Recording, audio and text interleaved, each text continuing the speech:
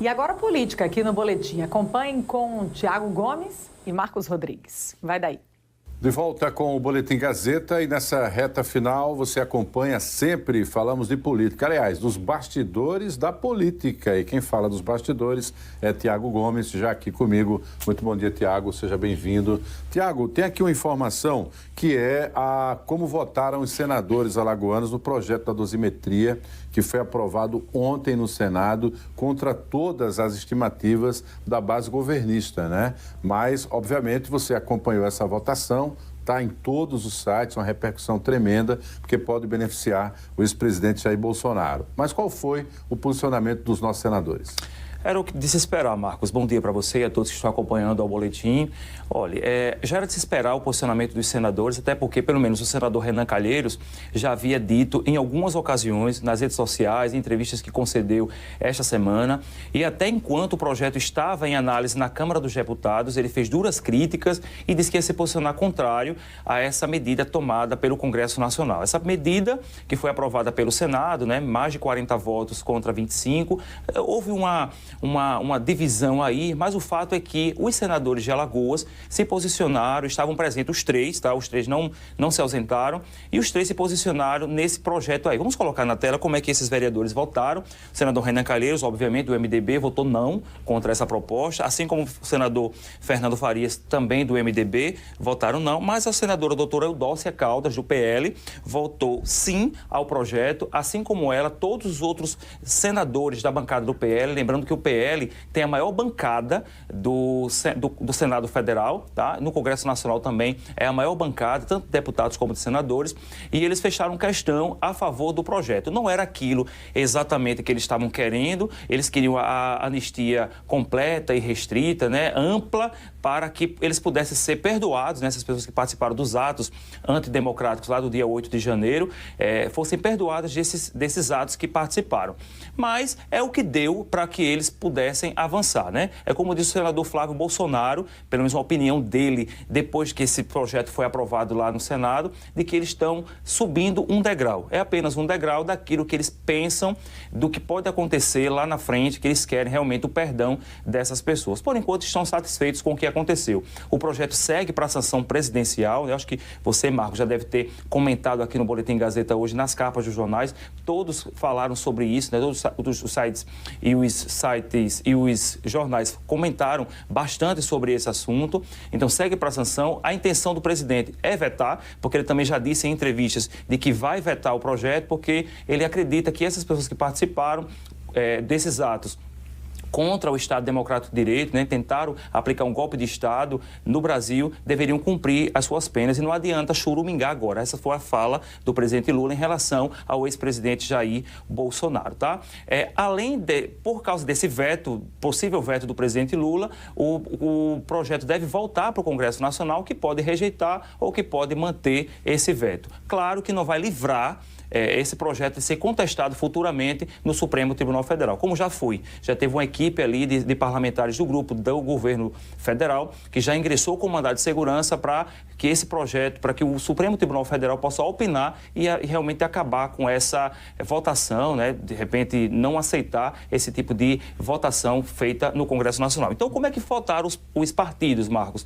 Nós temos também uma cartela mostrando como é que votaram os partidos, porque alguns fecharam questão sobre isso, contra ou a favor. Então, nós temos o PSD. O PSD teve uma divisão aí, esses partidos mais ao centro, eles tiveram uma divisão, 6 votos a favor, 5 contra, o MDB 3 votos a favor e 7 contra. Veja que ontem nós falamos aqui que o MDB havia fechado questão para todos votarem contra o projeto, mas houve uma divisão na hora em que a votação aconteceu. O Partido Progressista, 5 votos favoráveis e 1 contra, o Podemos 2 votos favoráveis e 1 contra.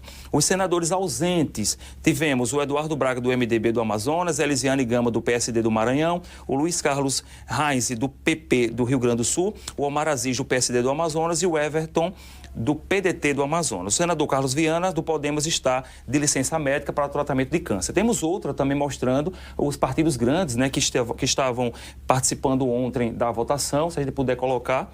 Se não tiver, mas assim, vou só dizendo para vocês, o PL fechou questão, todos os parlamentares estavam presentes lá e todos eles votaram favoráveis ao projeto. O PT e o PDT, todos os senadores da bancada desses partidos votaram contra o projeto da dosimetria, que tramitou, então, ao longo desse tempo aí no Congresso Nacional de uma forma muito célere, tá? Houve uma questão aí feita pelo senador Davi Alcolumbre, presidente do Senado Federal, para que esse projeto tramitasse com muita rapidez, tá? Para que desse tempo, antes do recesso parlamentar, desse projeto ele ser aprovado, tá? Aí, o que é que diz, então, o projeto da dosimetria? Eu coloquei aqui em resumo para que vocês pudessem acompanhar, tá? Só para vocês terem uma ideia do que vai acontecer. Em caso de condenações por mais de um dos crimes contra instituições democráticas listados no Código Penal, deverá permanecer a pena mais severa, não podendo mais ter a cumulatividade de tempo de reclusão, tá? A pena poderá reduzir em 2/3 se os crimes forem cometidos de contexto de multidão, desde que o condenado não tenha exercido papel de liderança ou de financiador. Nesse caso aqui, o ex-presidente ficaria fora, né? Porque ele foi taxado, né? Foi enquadrado pelo Ministério Público Federal e também pelo Supremo Tribunal Federal como um dos líderes desses atos antidemocráticos. E condenados por crimes contra o Estado Democrático de Direito, mesmo em casos de reincidência, terão direito à progressão de regime se tiverem cumprido ao menos 1/6 da pena. Resumindo tudo, o ex-presidente Bolsonaro, que cumpre pena de 27 anos e 3 meses por esses crimes aqui e outros que forem condenados, a pena dele poderá ser resumida em regime fechado em até 2 anos e 6 meses, mais ou menos. O senador Renan Calheiros, que já vinha se posicionando contra, antes mesmo da entrada na pauta do Senado, ele também voltou a se manifestar em vídeo, criticando inclusive a existência de um acordo para a aprovação desse texto e dizendo que para reduzir pena não precisava mudar a lei. Você conseguiu esse vídeo, né, Tiago? Foi um discurso dele, Marcos, no Congresso Nacional, ontem na sessão. Ele fez um discurso de mais de 20 minutos, tá? Em alguns momentos ali foi até pedido para que ele pudesse parar ali o discurso dele, porque tem vários senadores que estavam interessados em falar sobre o assunto, se posicionar contra ou a favor. E o senador Renan Calheiros, ele teceu muitas críticas ao que ele chama de farsa que foi cometida aí pelo governo federal para abrir espaço para que esse projeto fosse votado, em detrimento de outros que estavam ali na lista como prioritários do governo federal para entrarem na votação no Congresso Nacional, no Senado Federal. Então, ele criticou isso que ele chama de farsa, o que aconteceu ali, e também o mérito do projeto, que ele também acredita que isso aí vai beneficiar outros criminosos, muitos criminosos aqui no Brasil. Vamos então ver o que ele falou. Eu confesso que hoje foi um dia difícil, muito difícil para mim. As cenas, senhor presidente, recentes, ditatoriais, na Câmara dos Deputados, quando tentavam empurrar goela abaixo a votação dessa dosimetria naquela casa, correram o mundo. Agressão e expulsão de jornalista, censura das transmissões e truculência contra o deputado eleito. Outro dia da infâmia, senhor presidente. Somos, e já estou terminando, somos o começo de um sonho democrático permanente, não os remanescentes de um pesadelo golpista. Vamos olhar nosso passado escuro para iluminar o futuro, atenuar apenas, senhor presidente, é emitir a duplicata do golpe. Para reduzir penas, não precisa de nova lei. Para reduzir pena, não precisa de nova lei. Ela já existe na lei brasileira e se chama Lei de Execução Penal.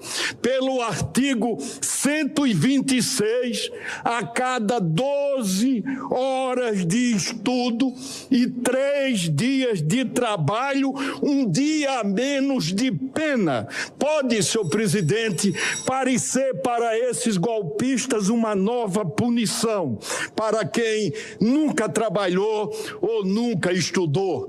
Que eles se dediquem, senhor presidente, a estudar a democracia. Muito obrigado. Essa foi a fala do senador Renan Calheiros. Não está fácil a vida dos governistas lá no Senado, né? E hoje não deve ser diferente, porque o vice-líder do governo, o senador Weverton Rocha, do PDT do Maranhão, está sendo alvo de uma operação, a fase da operação sem desconto, que foi deflagrada pela Polícia Federal nesta quinta-feira. A operação, ela investiga a chamada farra do INSS, então, realmente os governistas não estão tendo vida fácil lá no Senado, tá? Vamos voltar aqui para a realidade local, porque o deputado se pronunciou após a Justiça mandar remover publicações contra agentes de trânsito. É aquela questão envolvendo o deputado Lelo Maia, é isso? Isso, o deputado Lelo Maia, Marcos, do União Brasil, deputado estadual aqui por Alagoas, ele tem se pronunciado reiteradas vezes, tem colocado para si essa pauta, né, contra o que ele chama de indústria de multa que está sendo praticada pelo Departamento Municipal de Transporte e Trânsito aqui de Maceió, o DMTT, né, que é a antiga SMTT. Ele está acreditando que a propina que são cobradas, prêmios que são sendo direcionados, destinados a agentes que arbitram várias multas ao mesmo tempo. Então, enfim, ele tem reiteradas vezes falado sobre o assunto, e isso começou desde o dia 17 de outubro, que é quando aconteceu uma blitz e o carro em que pertencia a ele foi parado por agentes do DMTT. A partir de então, ele começou a se posicionar contra os agentes, tá? Falar sobre o assunto, e aí isso motivou o Sindicato dos Agentes Municipais de Trânsito a ingressar com uma ação na Justiça contra o deputado, para frear, de fato, essas investidas, esses ataques reiterados do parlamentar nas redes sociais, tá? Inclusive, não só nas redes sociais, mas em outdoors espalhados pela cidade, tá? Então, ontem saiu uma decisão da Justiça de Alagoas proibindo o parlamentar de se pronunciar nas redes sociais sobre o assunto, inclusive apagar todos os vídeos que foram elaborados, né, produzidos por ele e sua equipe, que estão postados em sua rede social, e também sendo retirados todas as propagandas, né, o que está sendo feito de publicidade sobre esse assunto em outdoors espalhados pela cidade de Maceió e outros municípios aqui, se ele realmente tiver feito isso. Então, nas redes sociais, o deputado, ele se pronunciou falando como foi que recebeu essa demanda da Justiça de Alagoas. Vamos então acompanhar. Enfrentei o sistema e, por isso, estão tentando me calar. Eu respeito a justiça, mas não vou abrir mão de defender o cidadão. Meu mandato é corajoso e independente e vou continuar defendendo você. Então é isso. Virou uma bandeira de campanha, né? Virou uma bandeira de campanha. Ele falou nas redes sociais que não vai se calar. Ele deve criar alguma outra estratégia, mas ele vai manter firme, Marcos, essa posição contra os agentes do DMTT. Ele falando que durante essa rotina dele de estar falando sobre o assunto do DMTT, diz que recebeu muitas demandas nas redes sociais. Ele abriu espaço, inclusive, em suas redes para que as pessoas pudessem apresentar denúncias, né, para reforçar, endossar o que ele estava falando sobre a questão da indústria de multa, que ele está dizendo que existe aqui. E ele falou que as pessoas estão, de fato, falando, criticando essa situação toda. O fato é que os agentes se sentiram incomodados, claro, porque, de forma genérica, ele está avisando que somente existem pessoas mal intencionadas dentro do DMTT, quando, na verdade, até a Justiça já entendeu que isso não é verdade e os agentes de trânsito precisam, de fato, trabalhar, continuar com sua rotina, né? São servidores públicos, né? E como